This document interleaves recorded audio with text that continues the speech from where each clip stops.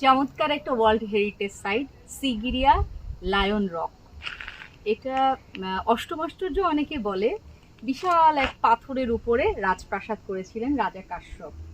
কাশ্যপ কি করে এত উঁচুতে প্রাসাদ করেছিলেন, এত উঁচুতে কি করে পানি উঠেছে জানি না, কিন্তু এখনো এখানে পানি থাকে এবং সেই সময় নিশ্চয়ই অনেক কষ্ট হয়েছে এটা করতে। একে তো এত বড় একটা রকের উপর একটা প্রাসাদ করা সেই সময়ে খুব অসম্ভব একটা ব্যাপার ছিল।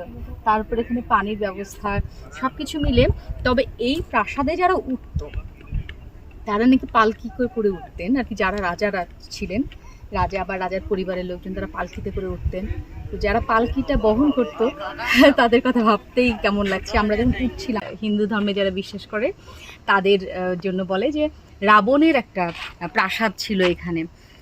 এই যে দেখা যাচ্ছে রাস্তা, সবাই আসছে এই হেরিটেজ সাইটটা খুলে 5:30 থেকে সানরাইজ দেখতে।